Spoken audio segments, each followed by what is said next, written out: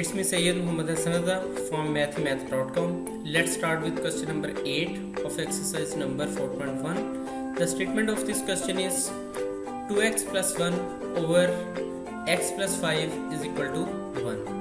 अब यहाँ पे x plus 5 अगर आप देखें तो यहाँ पे डिवाइड हो रहा है, यहाँ पे ये डिवाइड हो रहा है, डिनोमिनेटर में है, ये इक्वल के इस साइड पर आएगा तो ये यहाँ आके मल्टीप्लाई हो जाएगा, यानी ये 1 के साथ यहाँ मल्टीप्लाई हो गया. So 2x plus 1 is equal to 1 multiplied by x plus 5. अब यहाँ 2x plus 1 is equal to x plus 5 इसी तरह से आ गया, यानी 1 दोनों के साथ मल्टीप्लाई हुआ तो x प्लस 5 ही आ गया. अब यहाँ पे आप इस प्लस 1 को इक्वल साइन के इस साइड पर लेके आएंगे तो ये यहाँ पे -1 आ जाएगा. नेक्स्ट ये हमारे पास आ जाएगा 2x is equal to x plus 5 minus 1 that is equal to 4. अब यहाँ पे x जो यहाँ प्लस में है इसको इक्वल की साइड पर लेके आए तो ये माइनस x आ जाएगा.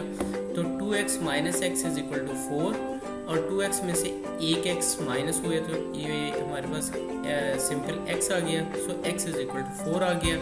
x की वैल्यू, क्योंकि x वेरिएबल था, x की वैल्यू को ही हमने फाइंड आउट करना था.